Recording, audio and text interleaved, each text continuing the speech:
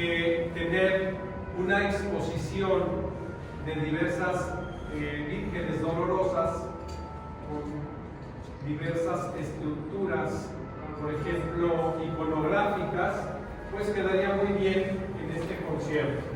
Entonces solicitamos el lugar. Desde luego agradezco mucho a los maestros que me hicieron favor de apoyarnos para que se inaugure en este momento. En el intermedio del concierto también acudí y al final del mismo como una reflexión. Esta exposición contiene pues imágenes de la Mater Dolorosa, de la Virgen Dolorosa, de diversos pinceles, de diversas temporalidades, y que nos norman un criterio de esta devoción del siglo XVI-XVII española, que heredamos los mexicanos, pero que también acudimos con un sincretismo muy importante a formular los altares de dolores que se ponen este día como parte del patrimonio intangible religioso. Y estábamos viendo exactamente algunas sincretizaciones con la shinasti, es decir, la semilla que nosotros le llamamos chía, castellanizado, pero en realidad chía es un verbo en náhuatl que significa esperar. Y cuando inicia la cuaresma, montan estas semillas de shinasti en un recipiente húmedo para que brote, y entonces hay una espera, y vemos una relación de la chía con el verbo esperar, con el xoxoctli, que es el color verde, que dentro de los altares de dolores, como ustedes saben, están el rojo, el verde, el anaranjado y el blanco, que tienen un significado muy importante en los altares. Primero, el rojo, la sangre de Cristo. El color anaranjado era el atardecer de la crucifixión. El agua de horchata, que significa el llanto de la Virgen, y también el agua de limón, que significa la esperanza en la resurrección. Y entonces tenemos esta comparativa con el náhuatl de este color, ¿verdad?, verde, que también significa esperanza.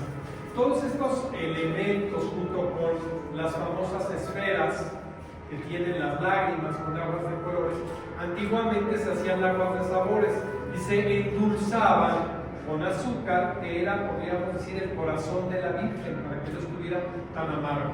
Se presentaban naranjas, las ochicuali, pero es amos ochicuali, que quiere decir que no es amos opelic, que no es dulce, es una naranja agria que lleva unos banderines que florecen en un papel dorado, o bien florece en un color morado. Estos colores también tienen que ver con la resurrección. Desde luego las esferas de colores, las semillas y los anagramas de la Virgen y las famosas calaminas que se utilizaban para poner estos altares. Era lo principal, las imágenes de dolores, que podían, de la Virgen de los Dolores, que podía ser de bulto o podía ser pintado. Las familias potentadas pues mandaban a hacer a grandes pintores de la época estas informaciones con toda la iconografía, y a veces llevaba la cara de alguna de las hijas del donante o de la esposa, y esta imagen era heredada a través de legados, a veces con una capellanía que daba el dinero para que se festejaran cada año en el altar de dolores esta imagen. Entonces, bueno, es un sincretismo importante, lo heredamos, pero también lo adicionamos con nuestra cultura.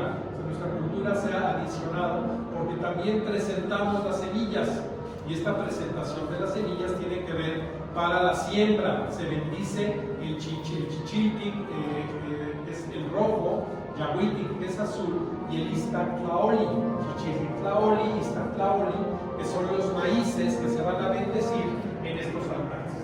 Y en este florecimiento, bueno, acá tenemos varias imágenes, de las más importantes, desde luego, la atribuida a José Agustín Arrieta, que José Agustín Arrieta pintó pocas imágenes religiosas. Ustedes saben que su fuerte pues eran los bodegones o cuadros de almacén, como le llaman ahora, que son precisamente esta conjunción de elementos pero que también tenía, bueno, toda una historia, ¿no? Porque era cazador y ponía, que había matado un temazate y ponía la cabeza del venado, que también un venado crudo en un comedor, bueno, pues también tenía una determinada insolencia en aquella época, tenía pericos, es decir, lo que él encontraba iba moviendo, pero se hicieron muy importantes cada bodegón en cada parte del salón comedor. Tenemos esta obra muy importante, tiene una historia, perteneció a una tía cuyo esposo era muy amigo de José Agustín Arrieta. Decían que jugaban cartas, lotería y tomaban pulque porque él tenía una hacienda en Tlaxcala y se habían conocido de jóvenes. Este señor había sido su combatiente del 5 de mayo del sitio de Puebla. Bueno, pues esta tía se casa con este general ya muy anciano y le hereda esta hacienda con algunos cuadros de Arrieta. Y se dice que cuando invadieron los zapatistas, ella mandó meter los cuadros entre las semillas para que no los quemaran la casa.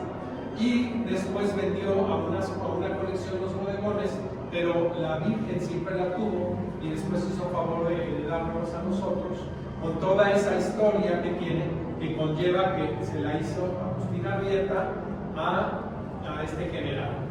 Tenemos también esta imagen muy bonita que es un grabado estilo flamenco, donde habla de los 7 dolores de la Virgen, que son fundamentales para la advocación de los dolores. Ustedes saben que son la profecía de Simeón, la pérdida del niño, bueno, toda esta serie de eventos que María tuvo y que sufrió y que están determinados por una espada, pero que muchos autores le ponen diferentes puños, algunos le ponen flechas, otros les ponen espadas, y este es un antiguo grabado, pero está también como si fuera la Virgen del Camino, que tiene yacente a Jesucristo, y entonces es otro tipo de dolorosa, pero también habla del dolor de la Virgen, y aquí es donde está, ¿verdad? Jesucristo, que lo tiene yacente, una piedad, la Virgen de la Piedad, pero también dolorosa de la piedad, porque los iconógrafos no se ponen mucho de acuerdo cuáles son las iconografías tan avanzadas, ¿no? Entonces, acá tenemos otra, también sin repetir muy sui generis, porque tienen el regazo a un niño, a un pequeño niño, pero está asaeteada, o sea, es en lámina de cobre, tiene unos tronos que le están, ese está de este lado, unos tronos que están alrededor, y aquí vemos al niño, y vemos que es una dolorosa, pero con un niño que se está gestando en la mitad de su corazón. Entonces es la floración del niño en la mitad del corazón. También tiene una iconografía poco utilizada. Es una imagen de finales del siglo XVIII, 1700, en lámina de cobre. Continuamos con otra imagen en lámina de zinc, donde se ve a la Virgen, ¿verdad? Muy al estilo de San Lucas, con su manto azul, el puñal, y en un estado devocional o de pedimento. Tenemos estas dos importantes que están en el capelo, que son también, nos dice Reina Regina Martin, y tiene el puñal, y desde luego esta Virgen de Dolores, ¿verdad? Que también es en lámina de cobre, y donde está Jesús yacente, y es parte de toda una iconografía, pero con ángeles tenemos como un descendimiento, pero ya abajo de la cruz. Pero también representa el dolor de la Virgen. Entonces quisimos tomar cada una de las representaciones con diversos elementos iconográficos. Aquí está la de José Agustín Arrieta, que se pueden ver, que sería una cartela, y esta lleva una historia también importante, porque este es lo que dice poner, porque es un fragmento de una pintura que estaba en el convento de Santa Mónica. Ustedes saben que fue la exclaustración, las monjas desesperadas tomaron tijeras o cuchillos y quitaron las caras de las imágenes, que eran sus, podríamos decir, las imágenes que los acompañaron durante toda su vida monástica. Entonces cortaron al momento de salir desgarraron y se guardaban en el hábito fragmentos de pinturas. Este era un fragmento de una pintura, quizás de un estudio de Moraña, porque han visto que están pintadas en terciopelo, las pinturas de Santa Mónica, de Morante, de Padilla, de todos estos grandes autores de aquellas épocas. Y esta es un fragmento que una monja le regaló a mi abuelo por una devoción que tenía que cuidarlo, pero era un fragmento en lino, ese del siglo XVIII. Tuvo la diligencia de cortarlo exactamente, ¿no? Quizás era de cuerpo entero, porque se ve por el escorzo que pertenecía a un elemento más grande. Entonces tomamos así diversas dolorosas, y ahorita que vamos a escuchar pues, el concierto, yo creo que es muy importante meditar en esta tradición que no debemos perder, como decían los belenistas, ¿no? Los poblanos siempre hemos tenido las tradiciones, tanto tangibles como intangibles, como la vocación religiosa, y no debemos perderla de no poner este altar y no conocer por qué lo hacemos. Algo que comentábamos en la mañana en la radio, muy importante, era que en el barrio de la Luz se hacían esos famosos borregos que se llenaban con agua y se les ponía chía y lenteja, para que Jerusalén se hacía el primer día de la Cuaresma, para que durante esa temporalidad se meditara también en lo que se iba llenando el borrego y todo eso, y los ponían en los altares. Esa tradición ya está muy perdida. Y decían que inclusive pegaban con las manos de los cerdos, las patas de los cerdos y de las reses, hacían este tipo de gelatina que pegaban al barro. Después le agregaban la semilla y luego ya esperaban el tiempo al altar de dolores. Llevamos ahí más o menos unos 20 días o casi antes de la Cuaresma, antes del domingo de Ramos, de los 40 días. Y entonces esa tradición tan importante pues se ha perdido también en esta estructura que nosotros tenemos ahora tan novedosa, ¿no? Que ya solo lo vemos en los museos, pero no tenemos un patrimonio vivo que lo debemos seguir haciendo.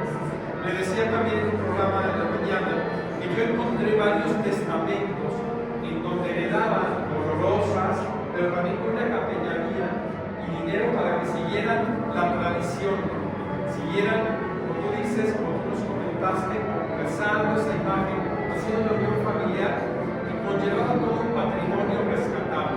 Entonces hicimos colaborar en la gran favorita, gracias a nuestro Helio y a nuestro amigo David, perdón, a nuestro amigo Héctor, que tan amablemente nos hicieron el favor de prestar una receta para que seamos este ejemplo. Ya hablamos ya a las 6:30, son las 19 horas, en el espacio de intermedio, después de oír a los cantantes, podemos volver a acudir, porque como se usaba antes, ¿no? En la meditación de las obras, escuchamos los salmos, regresamos, otra vez volvemos a verlas y a tener pues, un ejercicio de música meditativa.